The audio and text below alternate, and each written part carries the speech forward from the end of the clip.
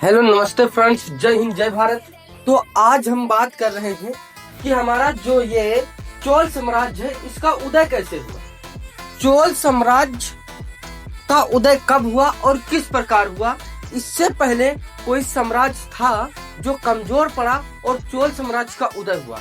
तो आप ये देखिए क्लिप्स। इस क्लिप्स में बताता हूँ कि चोल साम्राज्य कैसे किसको हराया और किसकी नींव कमजोर पड़ी कि चोल साम्राज्य को मजबूरी में अपनी नींव का सामना करना पड़ा, यानी अपनी नींव बनाई। तो चलिए चोल साम्राज्य का उदय देख लीजिए। चोल साम्राज्य का उदय, इसमें ज्यादा कुछ नहीं बताऊंगा क्योंकि ये मुख्य पॉइंट के बारे में हम सिर्फ बात कर ले। चोल साम्राज्य का उदय कब हुआ था, इससे पहले मैंने चोल साम्राज्य बता दिया कि चोल साम्राज्य जो है तंजावुर को अपनी राजधानी बनाई और जो है शासन किया। तो तंजावुर एक शहर है या कह लीजिए जो है शहर है जो चोल साम्राज्य वहां शासन करते थे। अब ये कहाँ है और ये शासन क्यों किया, हमारी बात आप ध्यान से सुनिए जरा। ये जो है चोल साम्राज्य, इससे पहले एक पल्लव वंश था। पल्लव वंश था और ये बहुत तेजी से शासन करता था। बहुत इसके पास सैनिक थे, हथियार थे, औजार थे। पहले जो है सैन्य चीजें नहीं होती थी, तो जब पुर्तगाली लोग आए तब सैन्य चीजें का इस्तेमाल हुआ। पहले ये होती थी बीरू, भाला और ये सब चीजें होती थी युद्ध करने के लिए। उसके बाद ये पल्लव वंश जब साम्राज्य शासन कर रहा था कावेरी नदी के आसपास, वही चोल सम्राट जो है जब शासन कर रहा था, तब जब पल्लव सम्राट शासन कर रहा था तब चोल सम्राट छोटे छोटे शहर का मुखिया था। चोल साम्राज्य क्या था, मुखिया था। जैसे देहात में जो है मुखिया होता है, पंचायत होती है, उसी प्रकार ये छोटे छोटे जो है भाग के छोटे छोटे स्थानीय शासन थे चोल साम्राज्य। जब ये कमजोर पड़ी, जब पल्लव वंश कमजोर पड़ा, तो जो चोल साम्राज्य है ये अपनी मजबूरी में अपना शासन खड़ा किया। और ये कहाँ खड़ा किया, ये तंजावुर को जीता और तंजावुर को अपनी राजधानी बनाया। ये किसको जीता, ये सबसे पहले जब इसका सम्राट चल रहा था तब ये जो है कावेरी कावेरी नदी के पास स्थानीय शासन थे, यानी मुखिया थे। ये सिर्फ छोटे से टुकड़े की या छोटे से क्षेत्र का जो है शासन करते थे, तो स्थानीय शासक थे। कावेरी नदी पर चोल सम्राट सबसे पहले स्थानीय शासक थे। उसके बाद क्या हुआ, जब पल्लव वंश कमजोर पड़ा, इनके पास सैनिक कम पड़े, जब ये कमजोर पड़ा तो मजबूरी में चोल सम्राट अपना शासन खड़ा किया। क्योंकि अगर खड़ा नहीं करता तो जो है आगे चल के दिक्कत आ जाती। तो मजबूरी में ये अपना शासन जो है शुरू किया। अब जब शुरू किया तो कौन चाहेगा कि हम अपना जो है हुकूमत या हुक्म ना जमाए। तो इसको भी बहुत मजा आ गया कि अब तो हमारी हुक्म चलेगी। अब तो ये लगभग जो है 850 ईस्वी में अपना शासन की नींव रखी और किसको जीता ये तंजावुर पर क्या किया, पर कब्जा किया। ये तंजावुर पर कब्जा किया, सीधा समझ लीजिए, लिखने की ये जरूरत नहीं है। पल्लव वंश था, उसके बाद जो है इसका जब पतन होने लगा, ये जब कमजोर पड़ा, इसका सैनिक जब कमजोर पड़े, फौज इनकी कमजोर पड़ी, तब जो है ये छोटे छोटे क्षेत्र के मुखिया थे जिसे स्थानीय शासन बोला जाता है, फिर ये अपना नींव रखा। ये 850 ईस्वी में शासन की नींव रखी। जब शासन की नींव रखी तो जो है तंजावुर पर कब्जा किया और उसे अपनी राजधानी बनाई। और चोल साम्राज्य दक्षिण भारत का बहुत शक्तिशाली शासक था। चोल साम्राज्य क्या था, दक्षिण भारत का बहुत शक्तिशाली शासक था।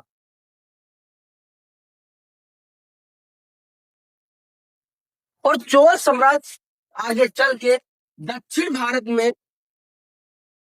दक्षिण भारत में क्या किया, मजबूत संगठन बनाया,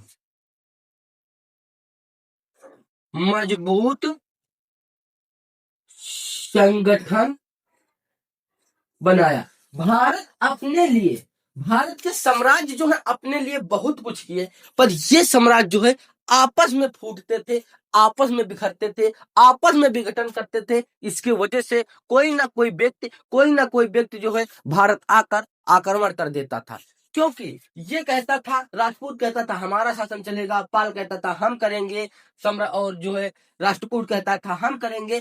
इसी के वजह से भारत बर्बाद हो गया। न जब भारत में सबसे ज्यादा व्यापार होता था सोना चांदी का, तब भारत को सोने की चिड़िया कहा जाता था। अब भारत में जो है सब, उसके बाद जो है धीरे धीरे क्या हुआ, सब लोग आक्रमण करते रहे और आक्रमण करते करते वो वहां की राजनीतिक भी संभालने लगे। जैसे पुर्तगाली आया तो वो क्या किया, वो सबसे पहले जब आया तो वो बिजनेस के लिए आया। क्या, बिजनेस के लिए इसलिए आया कि भारत में सोना चांदी और मसाले बहुत सी चीजें थी, तो वो बिजनेस के लिए आया और उसके साथ अपने वहां से आलू लाया, मिर्च लाया। ये सब आज जो मिर्च पड़ती है सब्जी में, जो आलू होता है, ये पुर्तगाली का लाया हुआ है।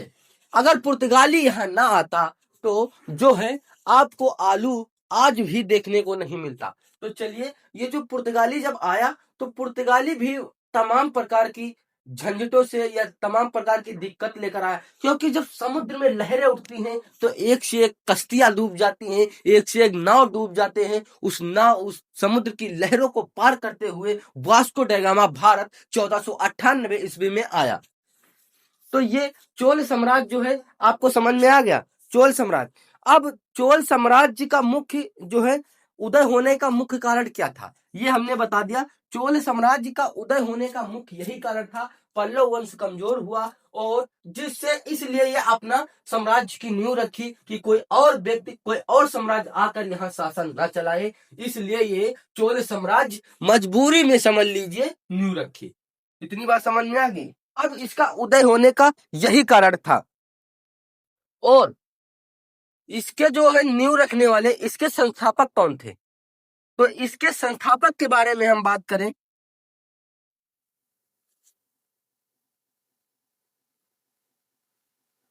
विजया,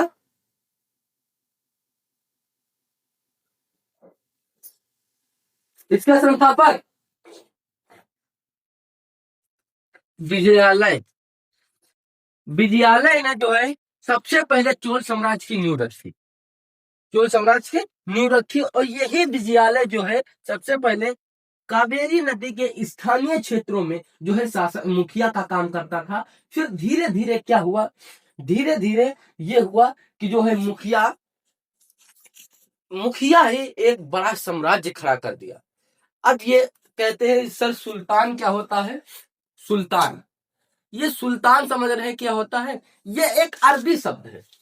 जैसे हमारे हिंदू में या भारत में जो राजा किसी क्षेत्र पर राज करे और उसकी हुकूमत चले, उसे हम राजतंत्र कहते हैं। इसी प्रकार जब कोई जो मुस्लिम का कोई राजा होता है उसे हम सुल्तान कहते हैं। और इसका अगर जब हुक्म चले, तो जैसे राजा जो होता है उसका हुक्म चले तो राजतंत्र बोलते हैं, सुल्तान का हुक्म चले तो सल्तनत बोलते हैं।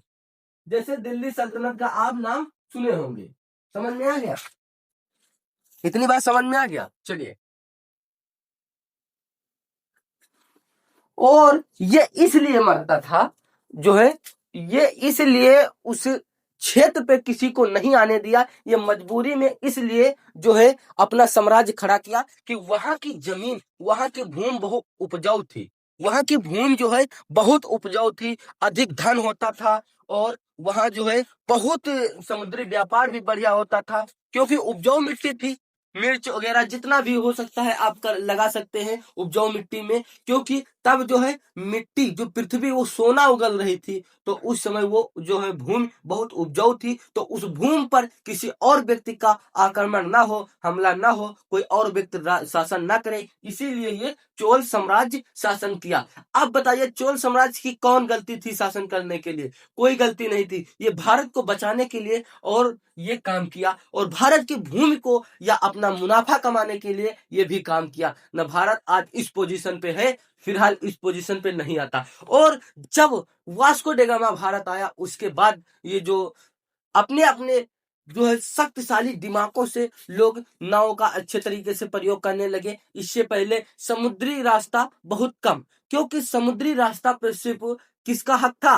वो वास्को डिगामा का, पुर्तगालियों का, क्योंकि वही समुद्र का रास्ता व्यापार के लिए खोजा था। इसलिए अगर कोई व्यक्ति जो है क्या कर रहा है, वो व्यापार कर रहा होता है, अगर उसके पास जो है अब कह लीजिए लाइसेंस, उसी प्रकार पहले होता था, एक आप ठप्पा दिया जाता था, तो ये जो है बहुत बेहतर है। तो चोल साम्राज्य जो है की स्थापना विजयालय ने किया, विजयालय चोल ने किया। उसके बाद आदित्य प्रथम बेटा था, उसके बाद जो है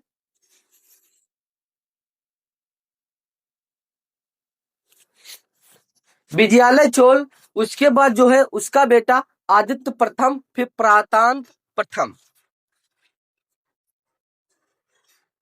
प्रांतक प्रथम और आदित्य प्रथम।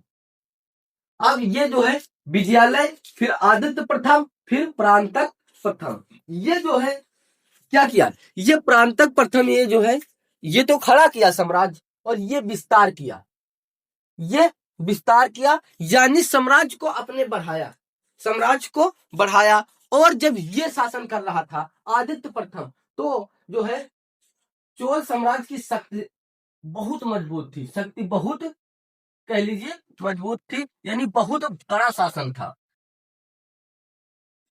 या बड़ा शासन था। इतनी बात समझ में आई? तो अब क्या किया विजय चोल ने? इसका नाम दिया, यानी न्यू रखी। उसके बाद आदित्य प्रथम ने अपने जो है पिताजी के शासन को क्या किया? मजबूत किया। इसके समय में बहुत कठोर या कड़ा शासन था। उसके बाद जो है तो ये जो है संस्थापक विजयालय और आदित्य प्रथम शक्ति को मजबूत किया। इसके बाद क्या किया? प्रांतक प्रथम जो है ये साम्राज्य को विस्तार किया। इससे पहले वाले वीडियो में हमने क्या बताया था?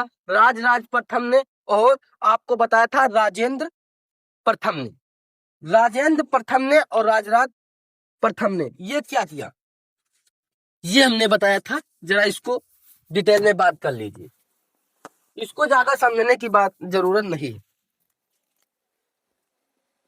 राजेंद्र प्रथम और जो है राजराज प्रथम। अब ये दोनों क्या किया? सबसे पहले जो है राजराज प्रथम ने, फिर राजेंद्र राजेंद्र प्रथम ने। तो हमने बोला था राजराज प्रथम ने क्या किया था, इससे पहले वीडियो में हमने बताया था। तो ये जो है महान शक्तिशाली राजा था। राजराज प्रथम जो था ये महान शक्तिशाली राजा था, शक्तिशाली राजा था। और ये क्या किया? ये जो है तंजाउर बृहदेश्वर मंदिर बनवाया। और फिर ये राजराज प्रथम ने क्या किया? राजेंद्र प्रथम ने क्या किया? राजेंद्र प्रथम ने क्या किया? तो ये जो है इसका शासन जहां तक था। उसके बाद क्या किया?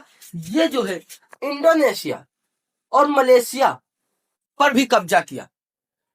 अपने साम्राज्य को इंडोनेशिया और मलेशिया यानी दक्षिण की तरफ क्या किया? बढ़ाया। ये अपने साम्राज्य को बढ़ाया। अब आप इसमें मेन पॉइंट क्या है, सबसे पहले विजयालय ने क्या किया, विजयालय ने इसकी स्थापना की। उसके बाद जो है आदित्य प्रथम ने जब शासन कर रहा था तब शासन बहुत मजबूत था।